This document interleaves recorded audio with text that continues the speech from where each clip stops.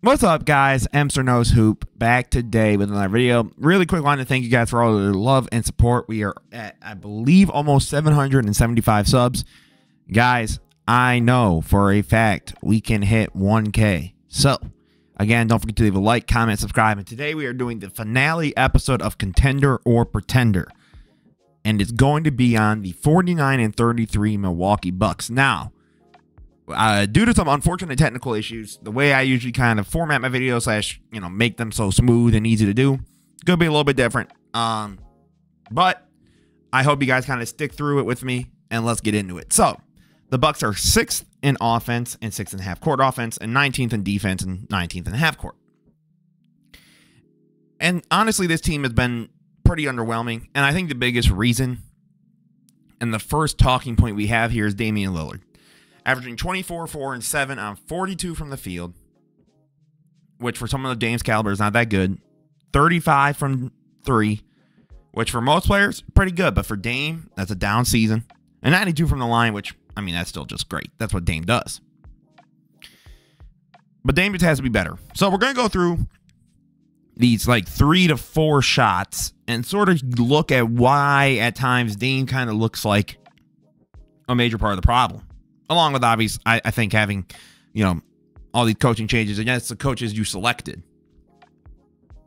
So you're going to see here, right, Giannis gets the screen action, right? Not the best screen setter in the world, right? But Dame takes this really tough shot where I would just argue, like, try and just get it out to Middleton, maybe back out to Beasley, right? Brick. But Giannis gets it over to Beasley, right? And again, the Giannis-Dame pick and roll. Not the best pick here, right? But Dinwiddie is just holding Giannis, just holding. And that's just not a very good shot, right? But even on this miss, right? You then get Giannis out to Crowder, out to Middleton. And at the end of the day, this is what Dame does. This is what he lives for. These are the moments. Boom. Right? Clock winding down. OT. Everything on the line. Damian Lillard is still the guy that you want to go to, right? He's still an incredibly clutch player, and I'm not denying that. And I don't even necessarily think that he's washed.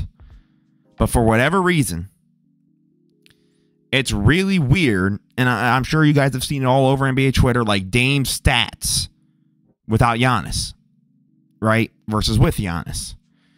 I think in some ways a big part of it is, quite frankly, like Dame isn't used to actually having someone of this caliber with him. So he sort of gets in the mindset of, I've got to do this. And if I don't, no one else can or will. Now, to some extent, like in terms of like making a 3-point shot or creating a tough 3-point shot, sure. But you still have, I mean, even if you don't think Giannis is the best in the world, to me, he's a lock top 3 player. You have a lock top 3 player in the league who arguably is having the best season of his career statistically, right? And this is the year to decide to stink it up now. This is recorded before the playoffs, right? This is on the 19th, so this is before their first game, which I believe is on Sunday. Dame needs to step up if they want to have any chance, especially if Giannis is missing multiple weeks, right? Like, Dame needs to show that he still got that in him, and I think he does. But he needs to show that for this team to really be a contender, he needs to look like the Damian Lillard of Portland. And not even like the insane, but just even half of that.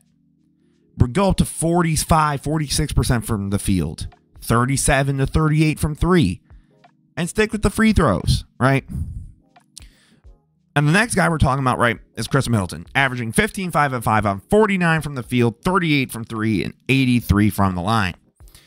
Now, I'm not too shocked. Again, I mean, you're going down from the second option on some nights, back when they had Drew, to a pretty solidified third option. So you're going to see a little bit of a decrease, right? Love that pass out to Pat Bev, right? Pat Bev goes right back out to Middleton. That's a great shot. Those are shots that the Bucks are going to need if they want to compete with the Celtics, with the Sixers, even with teams like the Knicks, right? Boom. Gets Tatum, right? And again, that's not the best shot in the world, but you have 5 seconds, right? You have Drew, right? So it's a shot you got to take. You can't get mad at it, right? And it's still Chris Middleton. And some of it is just how he's been, right? But Chris Middleton, man, loves the Giannis pick action. They love that pick action. They just do. Like, that is the pick and roll that still managed to look really freaking good, right? Beats Drew off the dribble. Boom, pulls up for the midi. That's what you like to see from Chris Middleton. That right there is what helps take the Bucks from a really cool team to a great team, to a team that can win a championship this season, right? And the other major name I'm thinking of is Bobby Portis, averaging 14, 7, and 1. 51 from the field, 41 from 3, 79 from the line. Now, I do think his defense has sort of come back a little bit. And again, part of this, I think, is in part due to the trading for Dame, giving up Drew Holiday, giving up, like, basically the Bucks said, if all this defense is, right, they still want a chip, for sure. But all this defense has gotten us at times is once we run into another team with a really good defense, aka the Heat, the Toronto Raptors in 2019, even the Celtics in 2022. And it just becomes Giannis, do all you can. And he does. Like, he gives them their all. But, man, it looks a little rough. Right? So, Bobby Portis has, I think, in response to the defense having to sort of go, not to the wayside, but offense becoming the emphasis, he stepped up in that way. So, let's look into that, right? So when we look at Bobby Portis, averaging, again, 14, 7, and 1, 51 from the field, 41 from 3, 79 from the line, the guy's hooping. And he's stepping up. Like, this is a really great year for Bobby Portis, right? So what we're going to see here, right, my apologies, Brook Lopez, who has regressed a little bit this season, and I think age is just catching up to him, right, gets the pick and roll action with Dame, attacks towards the rim, out to Portis, catch and shoot, beautiful bucket, right? Like, that's exactly what you're asking for, right? And again, defense looking a little shoddy, but Bobby still gives effort. Like, the issue with Bobby Portis is never a lack of effort, right? And again, then creates a transition opportunity, which leads to an incredible dunk by Portis. And that's what you want to see if you're the Milwaukee Bucks, who have been struggling defensively all year round, right? Attacks Paolo, boom, shoulders, over, right? And that's the one thing with Bobby, though. Because it's a positive, right? He made the shot. But he loves taking really bad shots. And I think in a playoff setting at times, especially, at least at the time I'm recording this, Giannis possibly missing the first to even second or third or however long into the series, Bobby Portis has to know when it's time to take a smart shot versus when it's time to try something risky. I think he needs to remember that, because if he doesn't, that will cost the Bucks either really early, now in part due to Giannis is hurt, or when you need it in a game 6 or 7 against someone like Boston or Philly or even the Knicks, right? That's going to be huge.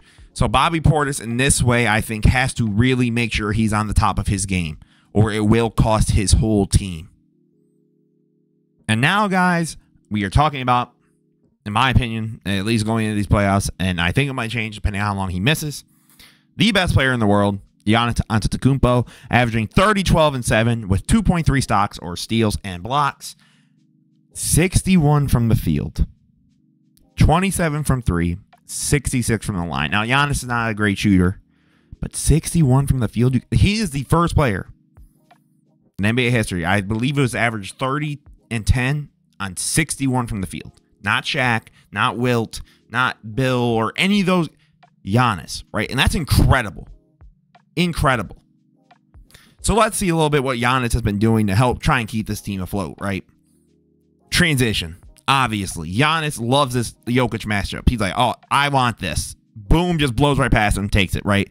I think Giannis's recognition of when it's time to actually put your head down and get rumbling versus maybe I let Dame cook Chris Portis, right? Like, even shots like that, right? Those are great looks. But ultimately, Giannis is determining where this team goes, right? And I love he like stops and he settles and he goes back. He goes, okay, Dame, I'm going to let you do your thing, right? And this is where the duo works, right? Where Dame is still such a viable threat as an attacker to the rim and obviously as a shooter. Maybe it's not through a pick and roll, but maybe it's through those two just being in a good proximity to each other. Then they can create some more damage for teams, right? But obviously in this contender-pretender series, the whole idea is getting to the final question. Is this team a contender or a pretender? And to be 100% honest, even as a big Giannis fan, this team's a pretender. And it's not because of him. If Dame could, and I guess I'm willing to be wrong, but the answer to this question is also, which Damian Lillard are you getting? Something similar to Portland Dame or this Milwaukee Dame? Because this Milwaukee Dame does not look very good. And if you're getting that Dame, they ain't going far, my brother. But if you get something similar to Portland Dame, now things are looking deadly. Now you understand why the Bucks gave up the defense for the offense. The other concern I have is obviously they have Doc Rivers. The man is not very well known for adjusting. And I don't know how well that's going to fare against teams like the Sixers versus the Knicks versus the Celtics, let alone Nuggets. If they had to play a Suns, Clipper, I don't think that fares well for them. Now, I don't think they're going to fire Doc. That's going to be the other thing, right? They're going to keep him. They don't want to go through this whole coaching carousel while they're contending. But to be honest, it's hard for me to sit here and really put my chips in on Dame is going to turn back into what he was looking like before this season started. And I'm willing to be proven wrong. I want to know what you guys think down below. Are the Milwaukee Bucks contenders or pretenders? Now, obviously, they could be contenders relative to the East. Like, maybe if it all clicks in, they beat the Celtics somehow, right? And they get to the finals. Cool. Obviously, they're contending. But it's still like there's a good amount of teams maybe in the West that can... They just might lose.